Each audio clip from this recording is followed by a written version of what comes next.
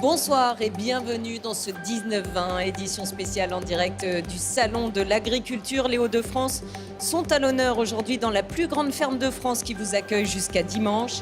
Marie Sicot nous emmènera à la découverte des animaux et des produits de notre terroir. Qui sont les agriculteurs d'aujourd'hui? Manger bio, pesticides, loi alimentation. Comment appréhendent-ils les difficultés d'un monde agricole en pleine transformation? Et quelles solutions pour les pêcheurs confrontés au Brexit? Nous en parlerons tout au long de ce journal avec le président de la région, Xavier Bertrand, notre invité ce soir. Bonsoir.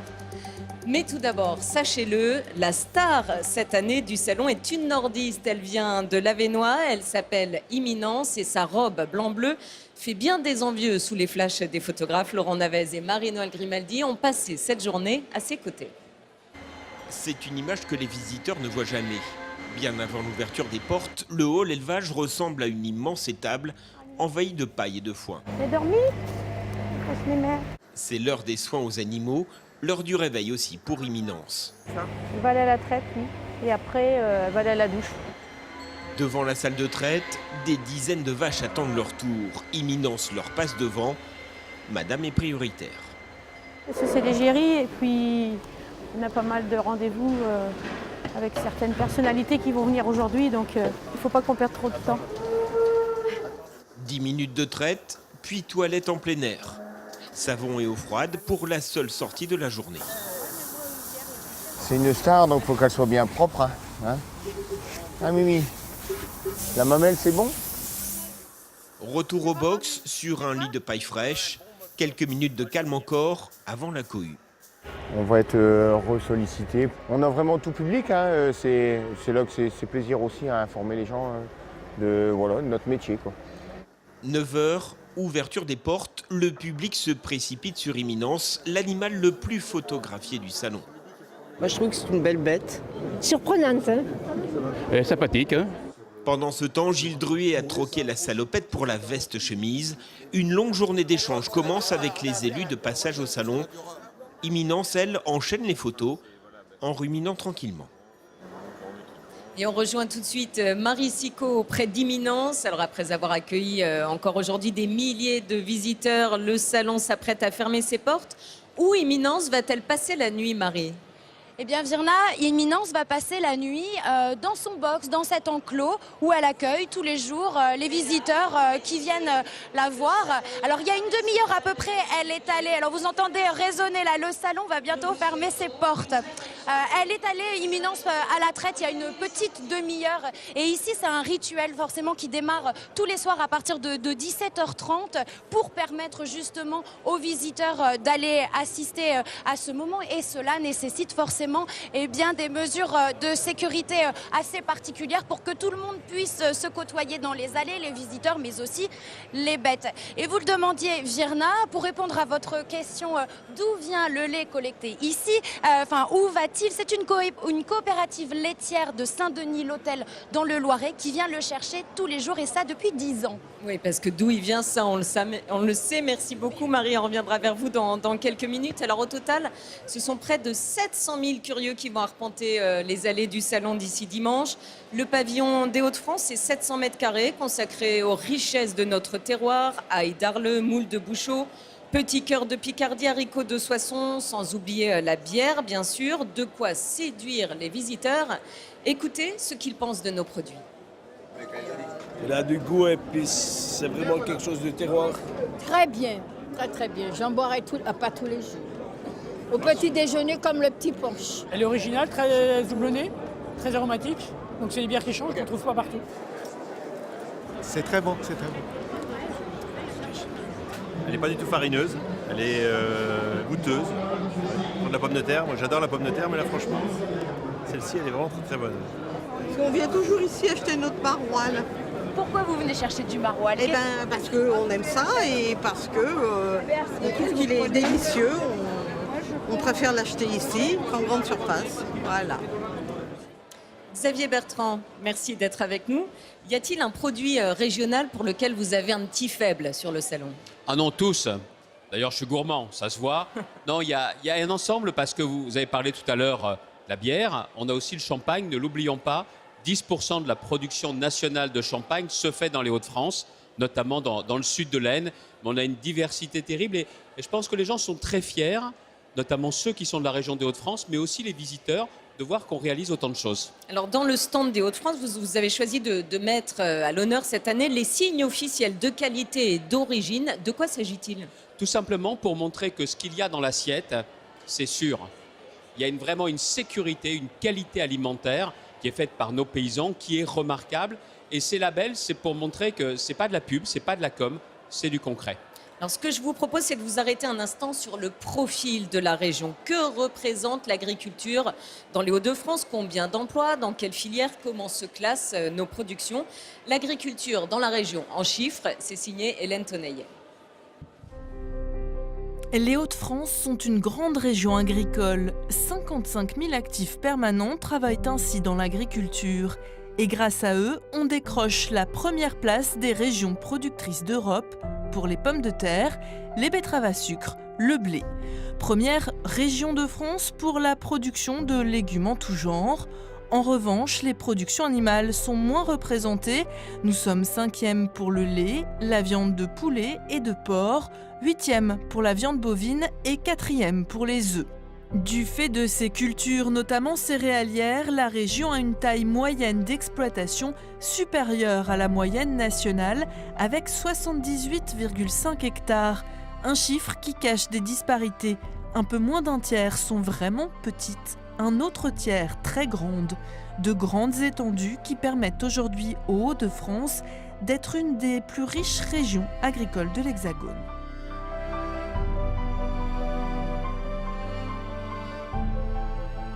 Un autre chiffre, on recense environ 880 exploitations bio dans les Hauts-de-France. C'est peu, un peu plus d'1% de la surface cultivée. Mais les producteurs sont de plus en plus nombreux à franchir le pas chaque année. Dans la Somme, Emmanuel Decailleux a fait ce choix il y a 10 ans. Quel bilan dresse-t-il aujourd'hui? Camille Di Crescenzo et Nicolas Corcel lui ont posé la question. Emmanuel Decailleux, 55 ans, 160 hectares, dont 85% sont dédiés à la culture de céréales bio. De la racine, des feuilles vertes et des vers de terre. Ça fait partie des sols vivants. Il y a 10 ans, il s'est lancé un défi, convertir sa ferme au bio. Pour cela, il a investi 60 000 € et doublé sa surface fourragère. C'est à ce moment-là que nous l'avions rencontré. Emmanuel Decailleux, les vaches vivent plus heureuses depuis quelques mois. En revoyant les images aujourd'hui, il mesure le chemin parcouru. Elles produisent 10 à 15% de lait en moins, mais pour leur plus grand bien. On a des vaches qui produisent moins de lait, donc forcément elles sont en meilleure santé, quoi. La production, on espérait baisser que de 10 à 15%. Mais selon les années, selon le manque de fourrage qu'on a eu, on a baissé de 30%. Et c'est là où c'est plus dur. D'autant plus dur que le lait représentait alors 80% de son chiffre d'affaires. Principale difficulté, convaincre le banquier. Le banquier, ça n'a pas été facile pour lui, ni pour moi, et il m'avait mis un petit peu de pression, de là à parler même de la vente du troupeau, quoi. J'ai tenu bon, on a serré les coudes, et on est toujours là. En bio, on a un rôle à jouer aussi, c'est d'essayer de travailler directement avec le consommateur, ou avec le moins de filières possible. On a développé un petit peu la vente directe sur la ferme. Et ça, ça nous était un bienfait de côtoyer le consommateur. Le consommateur nous a rassurés, nous a dit que nos produits étaient bons, qu'on travaillait bien. Et ça fait du bien entendre, quoi. Les emprunts remboursés, l'agriculteur éleveur a arrêté le lait il y a 1 an et mise désormais sur les céréales. Son objectif, la permaculture. À ce jour, il autoproduit à 80% ses semences, comme la caméline, l'épeautre, le lenticorail ou bientôt le pois chiche. C'est une force de ne pas dépendre des aléas du monde. On a des prix en plus qui se tiennent, on a des contrats qui se font avec les coopératives, avec les meuniers. Donc des contrats de prix qui se tiennent sur plusieurs années, sur 5 ans même. Donc c'est très agréable, c'est très sécurisant. Avec un même chiffre d'affaires de 350 000 € à l'année, Emmanuel Decailleux n'a rien perdu ni gagné depuis qu'il est en bio, mais il est autonome et serein, le prix de sa liberté. Vous mangez bio, Xavier Bertrand? Pas toujours. Pas toujours. C'est un petit peu comme le soutien de la région. Il est à la fois pour le bio et aussi pour de l'agriculture qui n'est pas bio. Je marche bien sur 2 jambes, mais il est vrai qu'il y a une jambe qui est en train de se muscler. C'est la jambe du bio. D'ailleurs, c'était sur votre plateau l'an dernier que nous avions présenté avec Marie-Sophie Laine les nouvelles dispositions bio. Et on part de très très loin. Il y a beaucoup de retard en la matière. Ça correspond à une tendance de fond. Alors il faut l'accompagner et aider notamment nos paysans à convertir leur exploitation quand ils le souhaitent. C'est important. Oui, vous aviez signé un grand plan, 1 million d'euros par an. L'an dernier. La région n'est qu'au 11e rang français alors que la demande explose. On était les derniers même. On était quasiment les derniers. Et donc depuis un an, on passe la surmultiplier, mais on ne rattrapera pas le retard en un an, c'est évident. Par contre, ce qui dépend de la région, ce qui est mangé dans les cantines des lycées, là aussi, on s'est fixé des objectifs. Et ce matin encore, on nous indiquait que c'était un bon rythme. Enfin. Quels sont les freins qui perdurent chez les agriculteurs des Hauts-de-France? Non, c'est parce que ce n'est pas des freins, parce qu'ils ont compris qu'il y avait une vraie tendance de fond, une demande des consommateurs. Et puis aussi, les gens se sont rendus compte que c'était un peu plus cher, mais pas beaucoup plus cher. Donc, c'est surtout les mentalités qui évoluent. Et les mentalités ont évolué chez les consommateurs, elles évoluent aussi chez les producteurs. Mais honnêtement, tout le monde n'y passera pas. Mais par contre, pour la façon de produire avec moins d'intrants, comme ils disent, ça, vous savez, les paysans savent ça depuis longtemps. Emmanuel Macron l'a dit samedi aux agriculteurs, il compte sur eux pour être les premiers militants de la transition écologique. Mais comment concilier environnement et rentabilité, souvent jugées incompatibles? Laurent Navez et Jean-Pascal Crinon sont allés à la rencontre d'un jeune éleveur des Flandres. Il veut le meilleur pour ses vaches et pour la planète. Une exploitation laitière en plein cœur des Flandres. À Saint-Sylvestre-Capelle, Dominique Vasquen élève un troupeau de près de 80 vaches. La plupart sont des rouges flamandes, une race locale. Ainsi se perpétue la tradition. Après-guerre, il a fallu produire. Alors beaucoup de nos voisins sont passés en Holstein. Et mon grand-père, il était attaché à ces flamandes, il a voulu y rester. Du coup, on a toujours développé les flamandes. Et avec la race, c'est aussi la tradition alimentaire des vaches que l'éleveur cherche à retrouver. Dans la ration, la part de maïs ne cesse de baisser au profit de l'herbe. Plus de la moitié des 70 hectares de l'exploitation sont consacrés au pâturage ou à la fauche pour les réserves de foin. Prochaine étape, un système de pâturage tournant. Le but, c'est vraiment qu'elle puisse manger la meilleure herbe, ce qu'on appelle la pointe de l'herbe. Donc, c'est-à-dire que c'est 1 à 2 jours en fonction de la pousse d'herbe.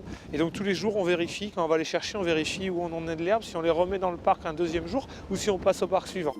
Mais pour une telle rotation étalée sur une vingtaine de jours, le foncier doit être redécoupé en parcelles plus petites. Au total, 20 000 € d'investissement, financé en partie par la laiterie et un appel aux dons participatifs. Plus d'herbe, c'est une meilleure qualité de lait, mais aussi un impact environnemental plus faible. Ça demande plus de travail, mais il n'y a pas d'utilisation d'outils mécaniques, pas de gasoil. En termes de bilan carbone, il n'y a pas de fauche, il n'y a pas de récolte. La récolteuse, c'est la vache.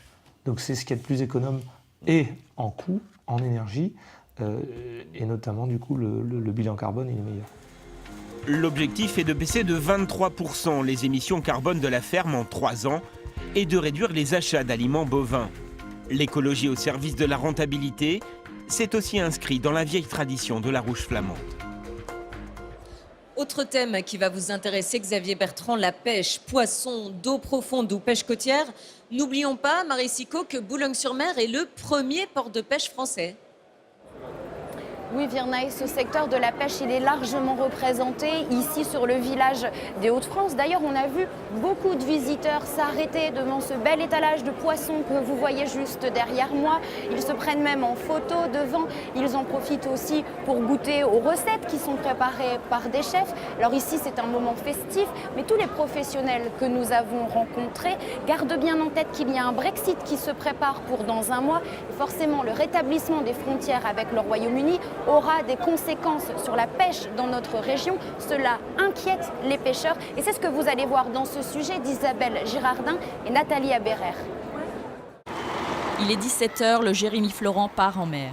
C'est l'un des 30 fileyeurs du port de Boulogne-sur-Mer. À bord, 6 marins pêcheurs. Jérémy Lomel, jeune patron, travaille en famille avec son beau-frère Nicolas et son père Christophe. Ils ont le sourire grave, la nuit sera longue. Plus de 10 heures à poser puis remonter 18 km de filet. Mais ce qui inquiète le plus ces hommes, c'est le Brexit, la possible interdiction de pêcher dans les eaux anglaises. C'est quand même nos parents, moi mes grands-parents, toute ma famille a fait la pêche et quasiment tous les chalutiers c'est pareil, c'est de père en fils, on va dire c'est des zones de pêche ancestrales, quoi. Les eaux britanniques sont les plus vastes d'Europe. On y pêche de tout, la raie, le bar, le turbo, l'encorné. Situés à 40 minutes de Boulogne, certains y réalisent jusqu'à 75% de leur capture. Et demain, se partager un plus petit territoire avec les Belges et les Hollandais serait une éventualité préoccupante. Donc toute cette zone de pêche-là, on peut la fréquenter. Donc si demain il y a un Brexit dur, tous les bateaux qui vont pêcher là vont se retrouver au-dessous de cette limite. Donc, vous voyez, on va tous se retrouver dans des zones de pêche vraiment restreintes. Alors perdre 30 à 50% de leur zone de pêche pour vivre une cohabitation forcée et une surexploitation des ressources, ce n'était pas leur projet d'avenir. Je viens d'acheter mon bateau il y a 1 an. Si je dois encore rétrécir mes zones de pêche, je ne sais pas si je vais m'en sortir. Est-ce qu'il ne faut pas trouver justement un arrangement trop professionnel? Entre guillemets, se partager les eaux. Il reste moins d'1 mois avant que le premier port de pêche de l'Hexagone soit pris dans les mailles du filet britannique. Un pêcheur nous confie, sans accord, ce sera au ciré jaune de se faire entendre pour défendre la pêche française. Xavier Bertrand, la perspective du Brexit inquiète les pêcheurs de nos côtes avec une menace, ne plus pouvoir pêcher dans les eaux anglaises, ce qui serait une catastrophe. Que faire? Quel message vous leur faites passer à ces pêcheurs ce soir? D'une part, on ne va pas laisser les cirés jaunes tout seuls. Je l'ai demandé au Premier ministre, je l'ai redit voilà quelques jours au ministre de l'Agriculture. Avec les Britanniques, ça doit être nos amis, 2 méthodes. Soit la méthode douce et on trouve un accord, Brexit dur ou pas de Brexit, ou alors c'est le rapport de force. Moi, ce que je veux éviter, c'est la guerre de la pêche. Parce qu'il faut dire aux Britanniques, si vous ne voulez pas qu'on pêche dans vos eaux, alors on vous met au courant, vous ne transformerez plus votre poisson chez nous. Et donc, ça les obligerait à les transformer leur poisson en Norvège. Ce n'est pas du tout le même prix, ce n'est pas du tout le même équilibre économique, pour leur montrer qu'ils n'ont rien à gagner à vouloir engager un bras de fer. La seule chose, c'est que ce dialogue-là, il faut l'établir maintenant et ne pas mollir. Mais il y a aussi un autre sujet pour eux. Il y a la question du Brexit, il y a aussi la concurrence déloyale que nous font aujourd'hui les Pays-Bas. Ça a beau être nos amis, c'est la même chose avec la pêche électrique. C'est un ravage qui est en train de se produire et la France doit faire le maximum pour que la pêche électrique, qui sera interdite en 2021, ce soit le plus tôt possible. Donc sur ces 2 sujets-là, il ne faut pas les laisser tout seuls parce que je sais ce qui va se passer, c'est la guerre et il faut qu'on l'évite. Vous avez déambulé pendant plusieurs heures dans les allées du salon aujourd'hui. Est-ce que ça vous a donné des idées pour l'agriculture française en général à l'échelle du pays? Alors, il y a 2 choses. Déjà, on a rencontré l'ensemble des responsables agricoles, ce que je fais chaque année, pour essayer de voir quelles sont les nouvelles opérations qu'on doit lancer cette année. Et on a parlé notamment des carburants. Vous savez qu'on a lancé l'opération où on prend en charge 1/3 du coût et de l'installation d'un boîtier éthanol pour que les voitures essence puissent rouler à l'éthanol. Ça coûte moins cher et c'est plus propre. On va développer encore cette action en demandant aux distributeurs d'implanter des nouvelles stations. Et aussi, on est sur une idée sur les jeunes, sur l'assurance. Au niveau national, disons les choses très clairement. Il ne faut pas seulement être amoureux de l'agriculture pendant 10 jours quand on vient au salon. C'est pendant toute l'année. Je crois une chose. Ils veulent juste gagner leur vie. Moi, je crois au système des zones franches rurales. Que dans des milieux comme la ruralité, on puisse payer moins d'impôts et moins de charges. C'est la seule façon pour eux de s'en sortir et de vivre un peu mieux. Des pêcheurs inquiets et des agriculteurs à la peine, même si globalement la conjoncture s'améliore. En plein débat national, les paysans de la région s'impliquent-ils dans le mouvement des Gilets jaunes? Rémi Vivenot et Éric Henry leur ont posé la question dans l'Aisne. Des agriculteurs et des Gilets jaunes ensemble sur un rond-point. L'image restera exceptionnelle. C'était à Flix-Secours dans la Somme en décembre dernier, à l'appel de la coordination rurale. Jean-Luc Pruvot lui aussi a quitté son exploitation de tirage pour aller manifester au premier jour du mouvement. Mais il n'a pas renouvelé l'expérience. Il n'y a pas eu de peur ni de découragement. Après, pour mon cas personnel, c'était surtout le manque de temps. Et je pense que c'est aussi la problématique de beaucoup d'éleveurs. Et ils savent partir une journée pour aller à une manifestation. Mais renouveler régulièrement, c'est compliqué sur nos fermes, quoi. Par la suite, les agriculteurs sont restés plus que discrets sur les barrages. De là à conclure à l'indifférence du monde agricole face aux revendications des Gilets jaunes, il y a un grand pas. On s'est senti comme associés parce qu'il y a des problèmes de ruralité qui se posent avec le manque de médecins, le manque de présence de l'État sur le terrain. Donc ça, on le partage. En tant qu'agriculteur, on vit au quotidien ce problème. Après, le mouvement part un petit peu parfois dans tous les sens et c'est vrai qu'en tant qu'agriculteur, on ne s'y retrouve pas toujours. La FNSEA majoritaire a d'ailleurs dissuadé ceux qui auraient voulu prendre part au mouvement de le faire. Elle l'a jugé incontrôlable et contraire à ses habitudes d'action. On aurait pu y aller, Mais voilà, on n'a pas voulu surenchérir parce que le message n'était pas clair au départ. Et parce qu'il n'y a pas il y a des mouvements de gilets jaunes et chacun peut sa revendication, alors que nous avons des messages clairs et on ne serait pas forcément retrouvés avec eux et notre message n'aurait pas été audible. Enfin, la révolte s'est produite en plein achèvement des états généraux de l'alimentation. Les responsables agricoles ont préféré attendre les effets de ces négociations sur leur profession avant de s'enflammer. La loi a eu quelques avancées, il faut le reconnaître, pas suffisamment, mais quelques avancées. Les élections de chambre nous ont montré sur le terrain que ça bouillonnait quand même fort.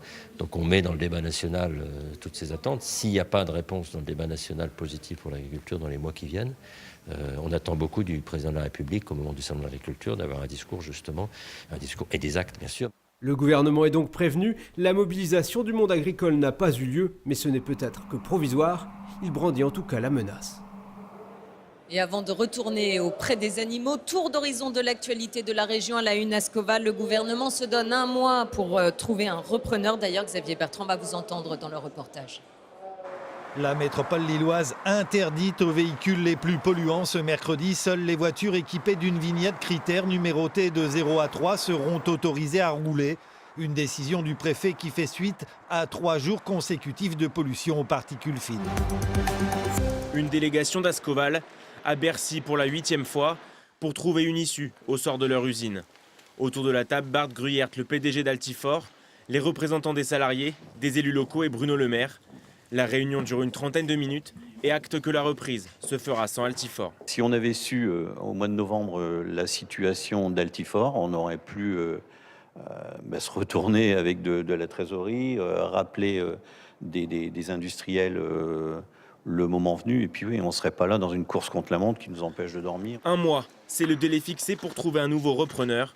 Bruno Le Maire y croit. Ascoval est un outil de production moderne, compétitif. Ascoval a des commandes.